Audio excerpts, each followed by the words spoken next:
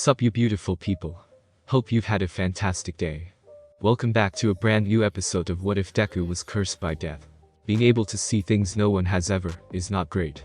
Izuku is cursed to see things he doesn't want to have anything to do with. He never asked to be champion of death, but he's stuck with the title. So he's cursed, quirkless, the main target of a murder, and going to become a hero no matter what. Wait, a target? Well, that's nice to know. Let's just add villains into the fray. If you guys enjoyed this what if, comment down below and let me know. And go ahead and check out other what ifs in the channel after watching this video. Don't forget to shower some appreciation onto the incredible author responsible for this fanfiction. The link is conveniently waiting for you in the description box down below. Before we get into it though, don't forget to subscribe and leave a like, and also share this video with your friends. So let's start this video. They stand in front of a giant gate. Present Mick's explanation was extremely awkward, being called out was even more so. He really needed to get a hold of his thoughts and muttering to keep that from happening again. Apparently, they will be fighting robots, and he'll probably use the gift that Death gave him, just so she won't appear like that again, and give him a harder time than before. As he's scanning the others and analyzing them from their forms in their warm-ups, he notices the girl from earlier. He realizes that he hadn't even thanked her for helping him earlier. He was about to go up to her when he was cut off by the same guy who had called him out earlier. She is obviously nervous and trying to concentrate. Are you trying to distract her? What? He takes a step back at the sudden accusation. He doesn't even know me and is already assuming I'm trying to ruin other people's chances. Izuku shifts on his feet and ignores the others' gazes that have taken an interest to the two. No. He gets cut off by the other examiners who whisper amongst themselves. They're muttering about how he doesn't have a chance, nor do they have to worry about him being a potential rival. For the first time, he feels angry, but he figures this may be a good thing. They are underestimating him. That in itself is so much better. He sighs and looks somewhat dejected, upholding the facade of being too weak. Don't lie, but manipulate. Simple enough. Like always, he's left alone before he can do or say anything, but this time, his fingers are twitching with the want to summon his scythe. Just this once, I will use your gifts. He takes off his glasses and scans the group. Oh no. No, no. He puts them back on, and he'll have to keep an eye out on her. The gates open and Present Mick announces them to go. Midoriya acts fast, summoning his weapon once he runs through the gates, and ignoring the murmurs some of the examinees about his fingers curled around the obsidian handle of a weapon that seems unhero-like. He slashes at two robots, bringing up the memories that Death had shown him earlier, unaware of the aura of cold death hanging around him.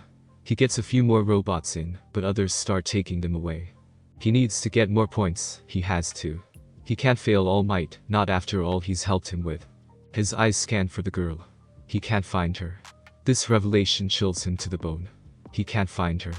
Where is she? The ground shakes. A shadow rises and looms over them. Soon, people are running away from the source of the ginormous shadow. He stumbles back, letting his scythe disappear, and beholds the robot the 0p they're supposed to avoid. As he starts to run, he hears a cry of pain and worry. Whipping around, there. The girl from before. The one with the death shadow hanging off her. The kind girl who he met at the entrance of the school, the one who kept him from tripping. She's hurt. No. No. She wants to be saved. I can see it. She wants to be saved, I can save her. Izuku abruptly charges forward, going to help her. He tries moving the debris off her foot, but the robot is nearing them. He charges up one for all and jumps up high. He can feel his legs break, but he ignores them and punches the robot with a yell. He's still in the air for a good second before he starts falling. Shit. He's going to lose a chance. He can't lose a chance. He needs to stop with life and death situations. Falling, falling, falling. Panicking, panicking, panicking. Think, think, think. Quickly, he summons his scythe and plunges it into the side of the building closest to him, gripping tightly to the handle as he watches the machine fall back. He had managed to slow his descent, but with his momentum of free fall, the scythe rips at the stone of the building, before he can grab onto a windowsill with his hurt arm. It's agony, but it helps. He sits there for a moment, glad that it's big enough for him, and catches his breath. He looks to his wrist, the mark has yet to show up. 1 minute left. Great. I don't have enough points, he mutters as he receives help from the girl. She used her quirk on a piece of debris and floated her way up, then down for them. She throws up off to the side from the usage. Midoriya smiles tightly and holds her hair back while she does. Are you okay? He inquires gently, rubbing her back after she finished. He receives a small nod in response. Good, thank you. The exam is over and the hero, recovery girl, comes and helps them. Kiss. Soon after, Midoriya, passing out from the lack of adrenaline, brings a small cry of surprise from the brunette. Will he be okay? She questions. Don't worry, he will be. Breaking out of his thoughts, he remembers where he is. His mom's worried face is all he can see as she asks him if he's okay, since he's staring at the fish she's eating. Giving her a forced smile, he answers, yes, I'm fine. Sorry. I just spaced out a bit. Izuku, she says, looking at him with a more complex look. When you get into UA, what will you do about your glasses? Surely one of them will know you're lying. He sighs, dropping his facade and taking them off. He loves seeing his mom without the tint of brown around her. He looks around out of habit and sees at least 3 ghouls, causing him to blink and to turn his attention back to his mom. I'm not sure. I understand that we live in a society where having powers are normal, but will anyone ever believe that I can see death itself? See when one will die and not be able to save them unless they show that they do want to be saved? Will they believe me when I tell them about seeing ghouls? Or that I'm the champion of death? The most that they will believe is that my eyes are cursed and I can't do anything about them. So no, there's no point in telling. I'll figure something out. I don't know, just continue acting like the way I do. Inko looks at her son with sadness in her eyes. Her baby boy can never seem to catch a break. He works too hard and it seems that fate just likes to mess with him. For every time something good happens, something has to happens to him, and it doesn't matter what. Maybe UA will be a good thing, and maybe this time he'll make friends. Hopefully, he tells someone about his curse, as he likes to call it. She believes it can be helpful, but then again, what does she know? She hasn't experienced it herself. It's okay, Izuku. You don't have to do anything you don't want to. So death gave you another gift. He doesn't seem to notice, but his eyes shine brighter with that sentence. It's hard to know if he actually likes it or is just pretending to. Yeah, it's a scythe. Very durable, apparently it's a metal from the underworld itself. I know how to use it due to Death showing me memories of scythe fights and his skill and technique. I kind of want to thank them. I mean, without it, I'm pretty sure I wouldn't have gotten even a point. You should thank them. I know you don't like to speak with Death, but they've helped you more than we might know. Inko does get a response for the phone rings, and she brings it towards her, answering, hello. Upon hearing the request to speak with her son, she sighs and agrees. It's Detective Tsukauchi. Izuku is surprised since this only happened once, and that was before he ended up getting arrested and accused of committing a murder. He takes the phone apprehensively, tapping his fingers on the table, and answers with a timid, hello. He listens to him speak, rubbing his wrist with worry and nervousness. I know I should stop calling you to help, especially with the fact that you're only a teenager and have no business here, but many of the officers here have decided to use your help. It may be a cold case now, but we received the letter. They're going to start again, but we're not sure when. It can be months until it happens. We need to make a new profile. He blinks, then looks at his half-eaten food. What's the old profile again? The murderer is targeting both females and males, torturing them, then once they're dead, they dump the body. So we happen to believe that they know their way around every part in the city. We have no leads, suggesting the person is smart enough not to leave clues other than the messages and paintings. There are no fingerprints or even any type of DNA other than the victims. Unsub is identified to be between 25 and 30. Okay, so that'll be a problem. I mean, finding leads is crucial, but the way they can take them is something of a mystery. I mean, they may take the victims at night or even if they're alone during the day. They'll figure out how to lure them to help them and they'll strike. I have no idea how they're able to do this if a person has a quirk, so if the killer has a quirk, it'll most likely be either a mind or blood-related quirk, maybe even a stealth quirk. He hums. Or they make themselves look weak and friendly. That'll be a good reason to have men and women help. Okay, we'll keep that in mind. Just be on guard. We will not be releasing any more statements just yet, so say nothing about this to anyone but your mother. We do not need a mass panic about the Crimson Artist being back. We will be doing patrols. I'll send a picture of the note. Oh, and tell your mom to be careful. She has a trouble magnet for her son. Wait, he says, biting his lip. The unsub uses quotes from international serial killers from years ago. They might be taking points from them. I know that H.H. Holmes was famous for his murder castle. The Zodiac Killer was famous for being kept under the radar, and with the clues they left. I have a feeling that the Crimson Artist might replicating numerous of serial killers to keep themselves to throw you guys off on their true motive. Have you all looked through the victims' profiles to see what you can link? What you think might be them enjoying their victim's pain?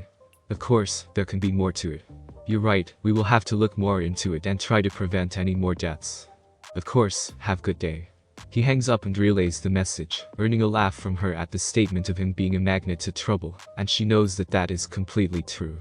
That same night, the teen sits on his bed watching Death look through his room. He never realized just how childish the specter is, how curious she is. Death, don't. He cries, but it falls on deaf ears when she knocks over the figurine. Death, please be careful.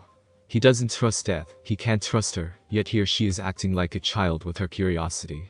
How is it that a being as old as time itself be curious about what's in his room? He can't help but relax for the first time in her presence. This time, there is no stench of death, but the cold aura is there. Sorry. Izuku needs something. Called Death. The rotten flesh-covered skull is tilted to the side with apparent confusion. He understands the feeling. He has never called her before, usually she calls him or randomly appears. Why? I want to thank you for the side. It's a nice gift. Thank you. If she had eyelids, she would have blinked. He liked it. He liked the gift. He wasn't scared. Eyes. Gift. Like. Izuku lifts a hand to his eyes. I don't know. Terrifying to see these ghouls. Corpse ghouls. Corpses of the dead. Human ghouls. Want to see. Corpses. I've been seeing corpses. He blinks and turns to look at the corpse ghoul. But I can see human ghouls if I say yes. Death help. Not accept gift. Another time for that. Accept help. No fear. I accept to see them. Good. Death smiles with whatever skin left she has and presses her bony fingers to his closed eyes. Open. More ghouls are now in his room.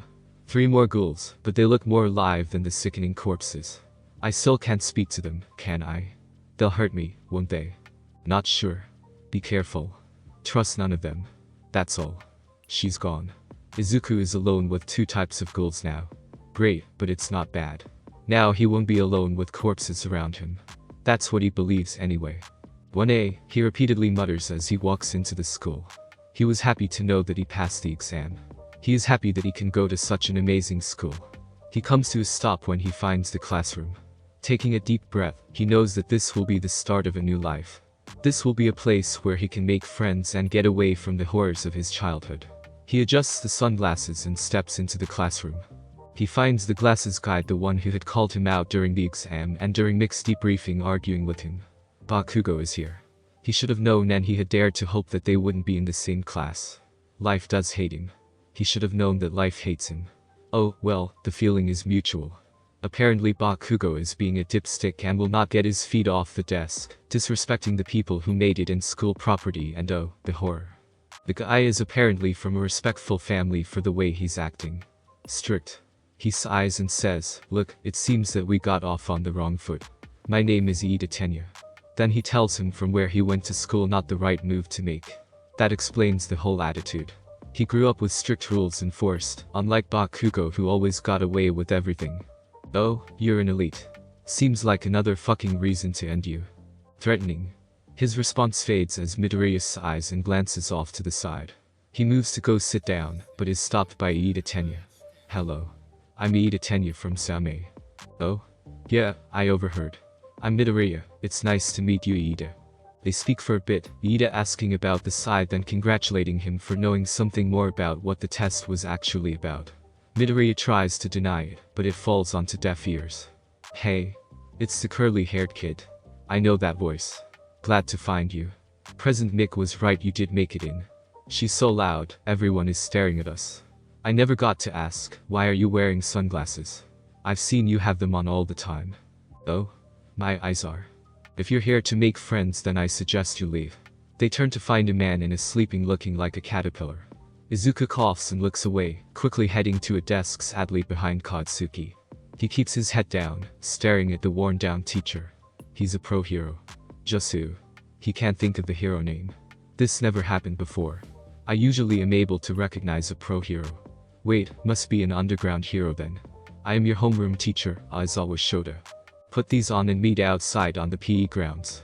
Standing outside, sun in his face, he's glad he wears sunglasses.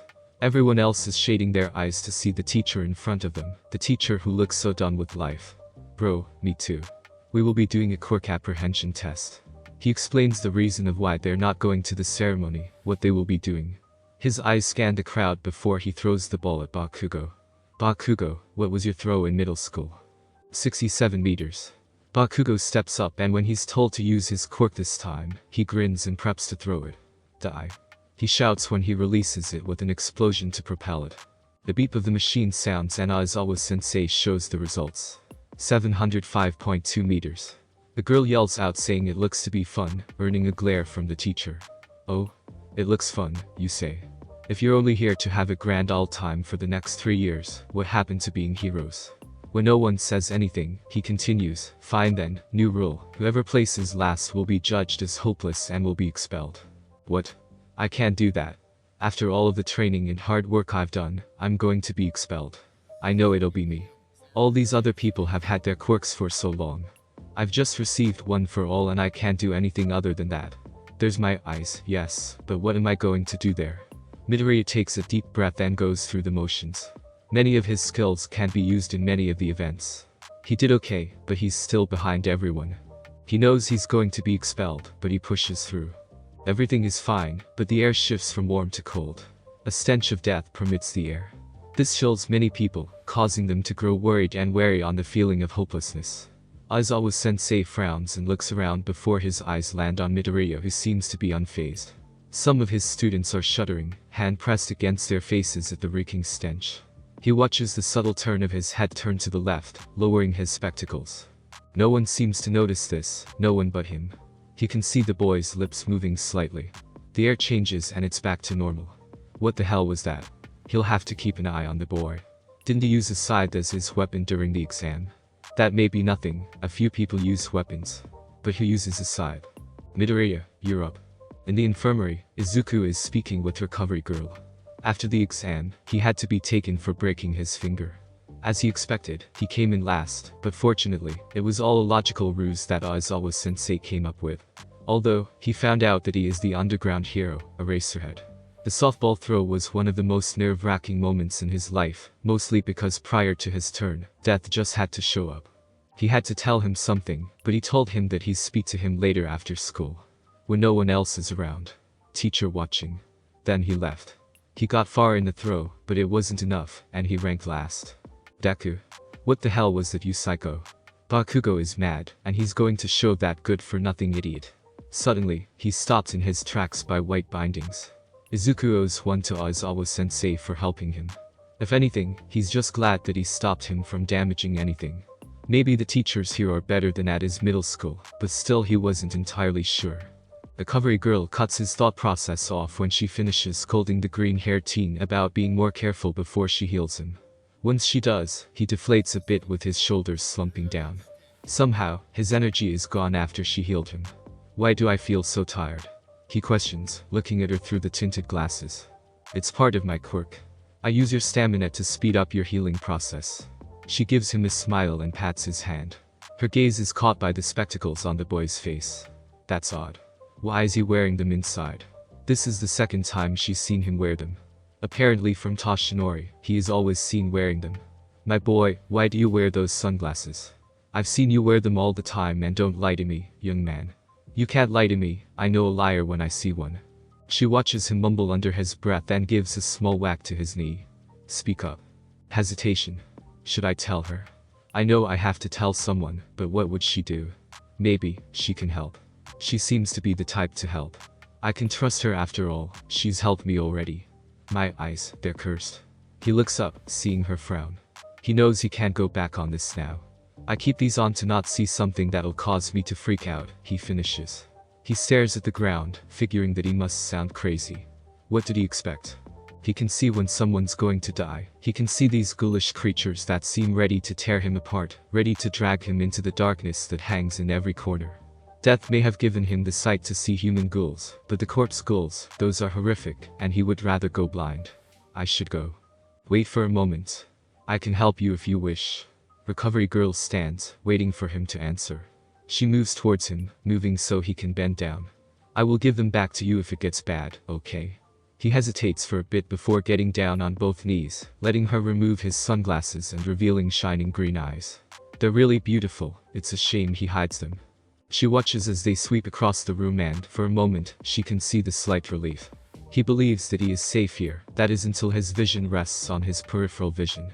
A misty form is behind him, he can see the black and purple of it sitting and waiting for him to turn. Eyes widening, he slowly turns towards the black mass he saw. The ghoulish monster stands over him, grey skin peeling as its bloodshot, gold eyes are on him. It's so close. This is the closest the corpses have ever been to him. It looks like a male with a severe anorexia disorder. The bones of its ribs, hips, and collarbone all jut out in sickening ways. The sunken stomach is shredded. The smell of rancid, disease-riddled flesh fills his nose. He gags for he's never had this happen before, never had his other senses be affected so much so that he'll gag. He's dealt with death itself, and if this is worse than death, well, it chills him to the bone. His breathing hitches, opening his mouth to scream. Before he can get any noise out, he blinks and it's gone. There's nothing there now. He stares for a little longer before his eyes are blocked by recovery girl's aged hands. The smell is gone, and the aura it held is nowhere for him to feel. He lets everything fade away to the background as he focuses on the nurse and her only. Izuku, it's okay. There's nothing there. Keep your eyes closed and I'll put your glasses back on, okay? He doesn't trust himself to answer, settling on nodding. He closes his eyes and waits until the cool plastic of his sunglasses are back on. His breathing is wrong. He is not sure why he's freaking out so bad. Maybe it's because of how close it was to him. It was so close. It could have touched him. Could have taken him away. Thank you. I'm sorry that I apologize for freaking out. Don't apologize. You have something that no one should have. Let's get you on your way, but I want you to tell me more about it tomorrow, during lunch. I want to help you, and talking will help. A small smile is on her face. She needs him to tell her, but she will not tell anyone. Not unless it's terrible. I won't tell anyone. That is your choice alone. Thank you. I only want you to know at the moment. My mom is the only other person that knows. I'll explain the best I can, but I should get going now. I feel like I made a good decision, he thinks as he makes way to the front gate. The school day ended and he just feels bone tired. He's dragging himself, slightly slumped over as he tries not to fall asleep.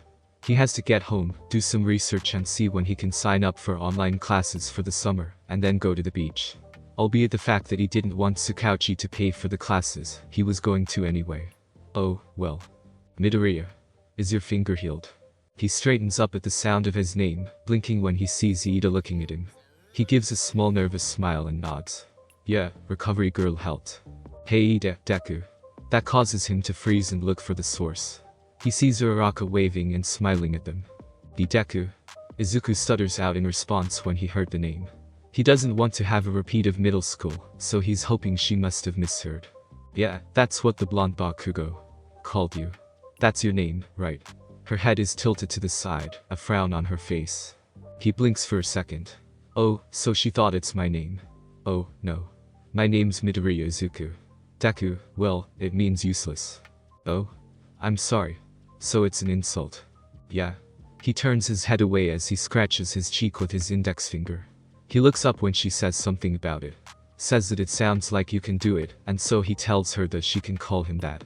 His phone rings and he looks at the message. Upon reading it, he hums.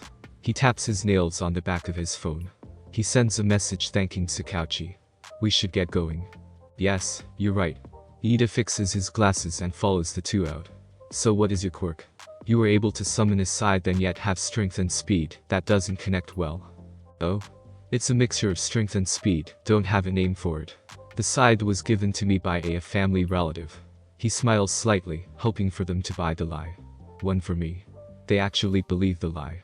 They continue walking and talking just random bits of their lives until they have to split ways, leaving Izuku as if he's walking on air. He feels happy for the first time in a while. That doesn't have to do with his mom or All Might. He is happy to have made friends. He can't wait to relay what happened to his mom, who he knows will be happy that her son is making friends and doing well. The message that he received from Tsukauchi is not something he needs to worry about. The case went cold, so there isn't anything he can do but wait for something to happen. The teen sighs and takes his glasses off, staring at a male human ghoul is grinning at him. The next thing he knows, one of his journals are thrown across the room. What the hell? He cries out when another journal hits him square in the chest. "Oh, I just want to have fun. Maybe we can do something together." Midoriya stares at him, blinking before moving out of the way from getting hit by a book. This is just not his day, is it? He ducks once again and tells the ghoul to leave him alone, soon regretting that decision. He feels fingers wrap around his ankle, and soon he is being dragged into the corner where the shadows hang. He screams slightly and tells him to let him go, which he unwillingly does. He starts cursing, kicking things out of his way as he glares at the human who death chose to be their champion. "I hate that. You ruin all of my fun." Izuku just ignores the ghoul and lay on the bed, pulling over his blankets as a way to not see it, and so that he can fall asleep easier. "Your life will only get worse. I swear it will." That threat hangs in the air, and it's the last thing he hears before he falls into the dark waters of sleep, drowning prior to the dreams that come afterwards. The dream is weird. He never understands why he has these dreams. Blurry, screams, and the different smells of various substances. He can't see anything yet there are people in front of him, then come the screams. Who's screaming? Why are they screaming? What is going on? Where is he? He gags when he catches whiff of a strong odorous substance. It's like gasoline but not. Kerosene. He never smelled kerosene so he isn't sure. Who's talking? What are they saying? The voice is statusy, garbled. It sounds like when one is listening to music before they pass under a tunnel and the reception is lost. "Izuku, your alarm is going off." "What the hell? What was that?" he asks himself as he turns off the alarm and gets up, replaying the images he saw. He'll have to figure it out later since he needs to think about more important things. School especially. Wonder what we'll be doing today. I am here. Walking through the door like a normal person. Damn, he's annoying. Ignore him. Don't speak to him. I mean, if anything, can't he act normal? It's irritating when people yell. It's irritating when you speak, but I don't say anything. Young Midoriya, is something wrong? You're scowling. Midoriya blinks and pushes up his glasses and nods. "I'm fine." "Sorry," he says, looking away from the gazes of his classmates with a small blush on his cheeks. "Maybe if I'm allowed to, can I just gouge out my eyes and maybe I'll be happy," he whispers under his breath, hoping no one heard him as he glares at the ghoul over the rim of his glasses. He hates the ghoul who he wants to be called Beetle. He's been annoying him for the past morning and this happens. Is he trying to get him in trouble? This is annoying. He just needs to keep a cool head and ignore the guy. He won't be thought as insane. Of course. As I was saying, get your hero costumes on and meet outside.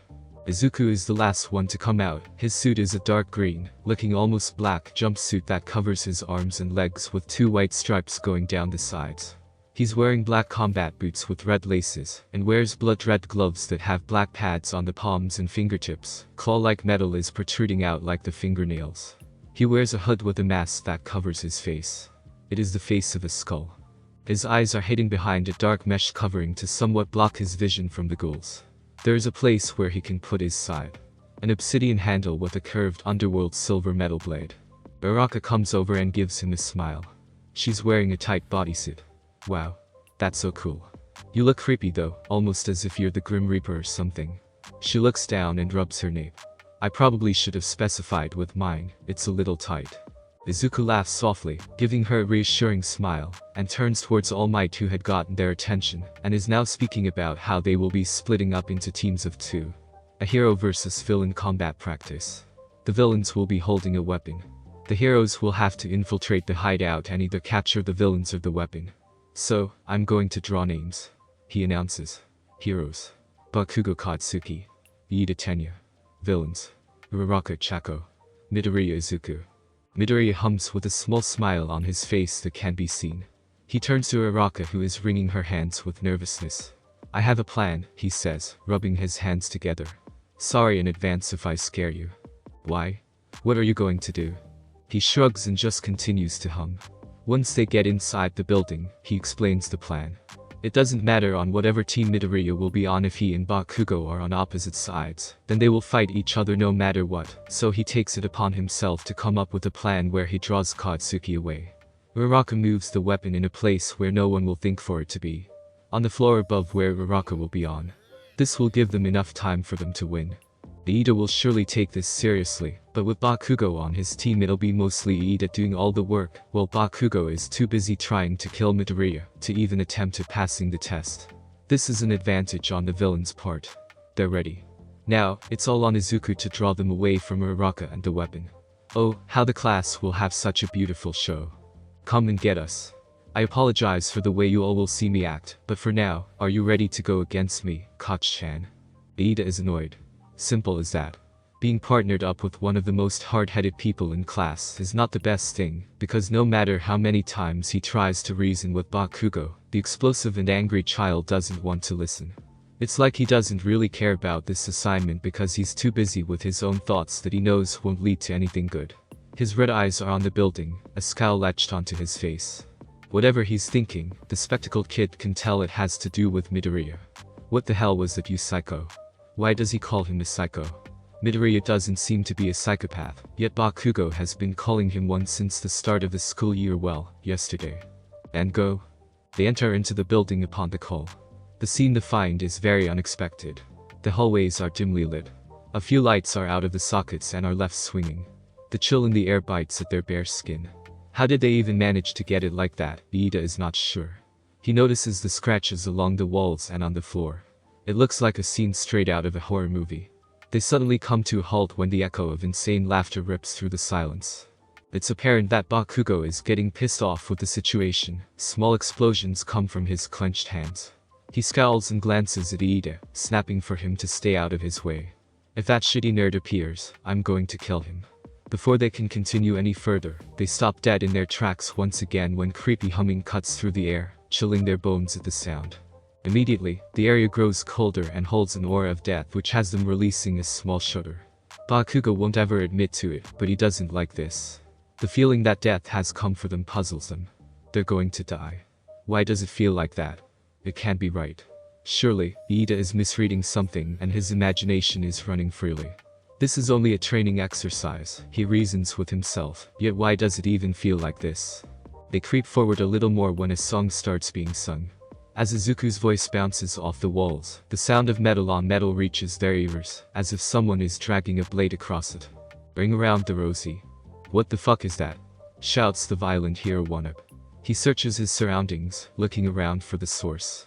Looking for that fucking psycho who thinks he's so much better than him. Once he gets his hands on him, he's going to show him. The humming continues. Where is that sound coming from? The evil thing, it knows me. Come out. A small explosion before Iida hushes him and tries to reason with him. That doesn't go so well. Where the fuck are you? Huh? You think you can scares us, you little shit. You're fucking dead wrong. Ashes, ashes, I can't fall down. Izuku abruptly appears and knocks Iida off his feet with the butt of his scythe. His hood is knocked back and his mask is on his head to reveal a sinister smile is pulled across his face, and his wide green eyes show bloodlust. Me Midoriya, whispers Iida as he stares up at the boy. The shock of seeing such a happy-and-go-lucky teen be so insane is worrisome. This has to be an act. The boy he knows from yesterday is not there. He is nowhere there. This is a villain. No friends. A training exercise. One that he isn't sure about anymore, not when staring at the curly-haired teen. What's wrong? He asks, his voice full of fake innocence. His head is tilted as the scythe in his hand is angled a certain way. The tip is pointed towards Izuku's back, but the edge of the blade is near Iida's throat. He genuinely looks surprised to see them there, but Iida knows better. Why does he hold an aura of death? Why does this feel real? This is supposed to be an exercise. I mean, haven't I always been known as a psychopath? Why are you so surprised to see me act like such, Koch-chan? That seems to break him out of whatever stupor he was in. Deku. He sends a blast towards the victim of his torment, yet he nimbly moves away from it with a small chuckle, and that's better. Izuku swings the scythe so that it knocks into Iida once more, purposely avoiding to hurt the other too much. I'm going to fucking kill you. Oh? I'd like to see you try. He quickly acts, moving to hit them with the scythe, but not hurt them. Once they're both on the ground, he pivots and runs. His mad laughter bounces off the walls as he dashes towards the opposite direction from where Uraraka is. He goes through winding hallways, leading them astray. He's facing them now after a few twists and turns. He cackles lowly, dragging the blade of the scythe on the ground, as he hums a different tune now. Why is he singing? That's only making Bakugo angrier. While Bakugo is running towards him, Iida is at a crossroads. The hero is staring between the hallways and thinks, he's probably trying to lead us away, which means the weapon is back this way. They've split up now. Now, it's up to him to capture the weapon. He ignores the crazy call from his friend. He can't be sidetracked by his questions, his words. Meanwhile, everyone is staring at the monitor that shows Izuku and Bakugo fighting. Most of them nodding and agreeing when Tsuyu said that Izuku is terrifying as a villain. They can see that Izuku had pulled down the mask and pulled up the black hood. It was terrifying to see someone so cheerful and upbeat act like that. They can hear his laughter, hear his singing, and hear all that is being said on his end. Even All Might is unnerved by his successor's sudden change in mood. He's okay. This is just an exercise. They planned this, but why? Why do I feel so unnerved? Something bad is going to happen. Young Midoriya, you better not hurt anyone or get hurt yourself. Come on, Koch-chan, you've never been like this before. What changed? Tell me, do I scare you? If I don't, then you're about as insane as me.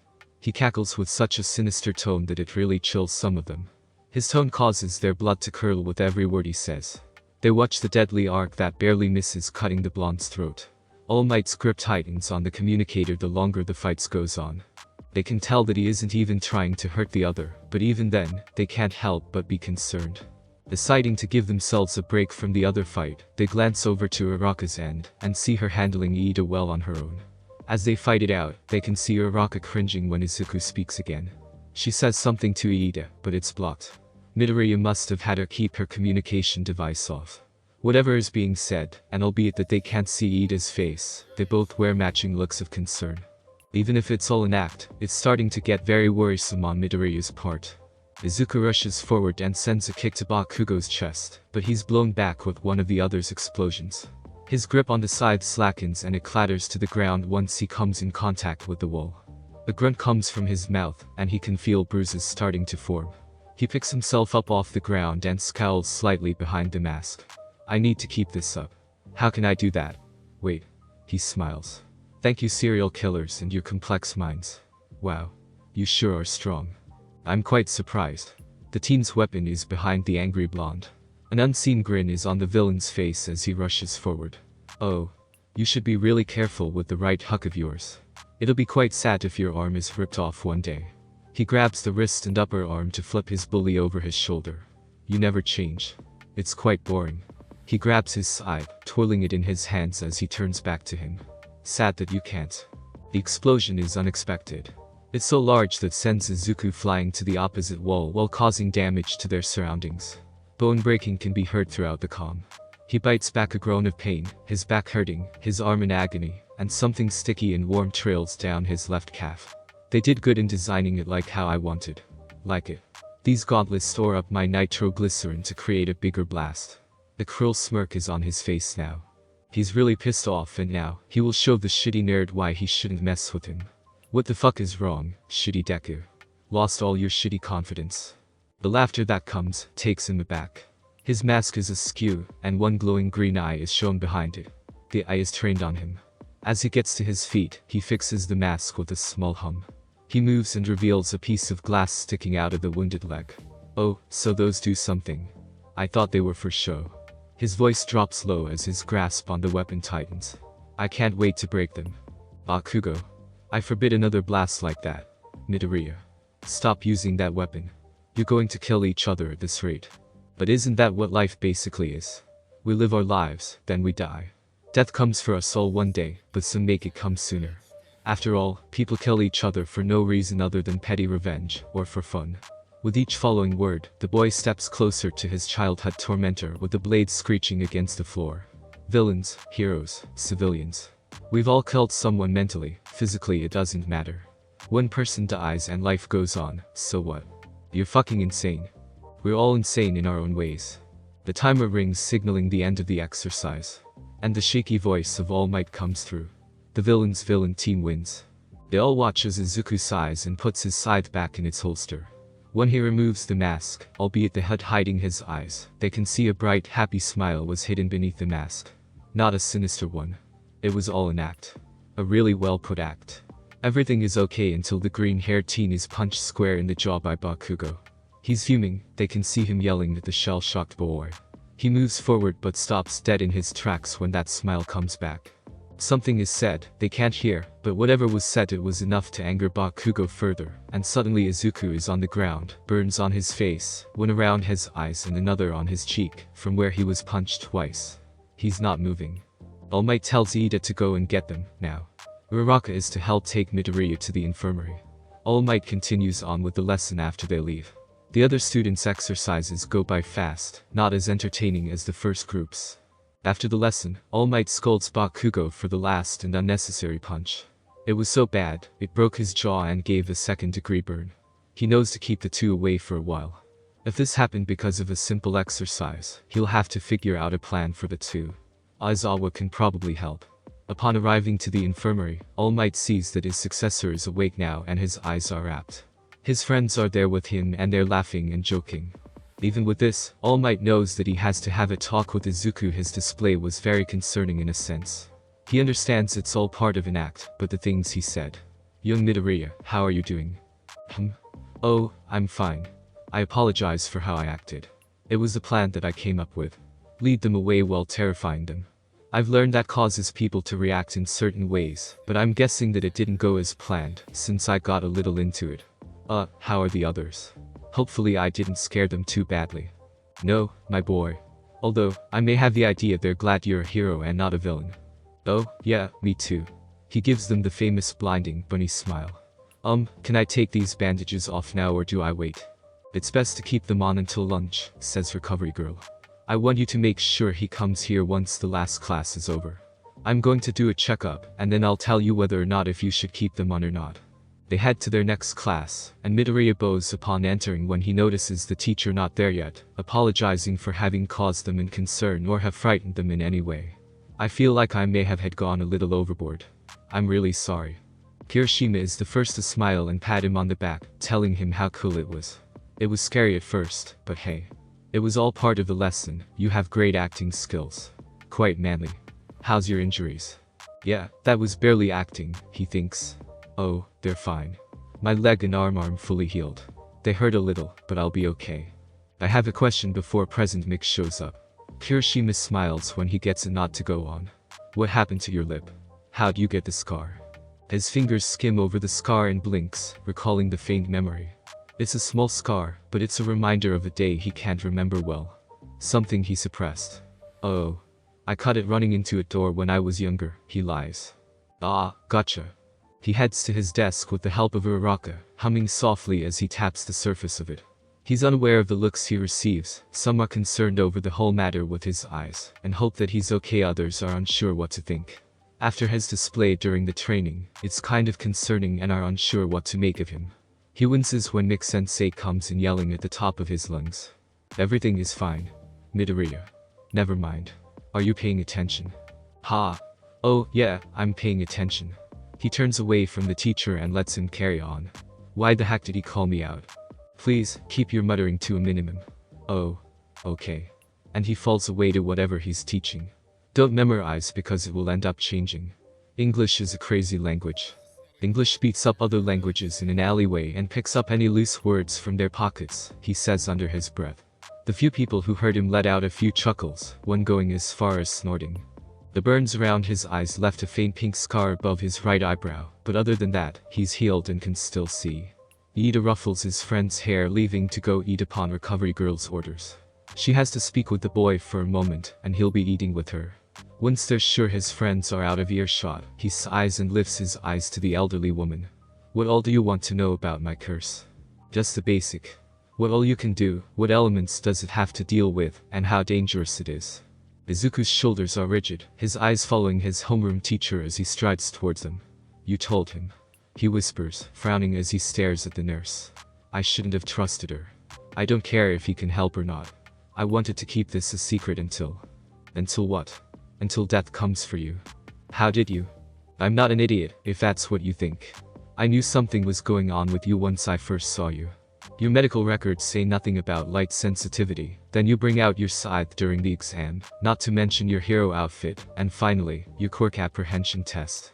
I felt the cold aura of death. I felt it before, every time a comrade falls. Aizawa sensei is glaring at him, he is not in any mood for lies. So tell us about your curse. Thank you so much for joining me on this incredible journey today. I hope you enjoyed exploring the fascinating what-if scenario of Deku. The possibilities were truly mind-blowing. If you found this video entertaining, don't forget to give it a thumbs up, share it with your friends, and subscribe to the channel. Your support means the world to me and inspires me to bring you more captivating content in the future. Stay tuned for more exciting what-if stories and other amazing videos coming your way. Until next time, take care, stay curious.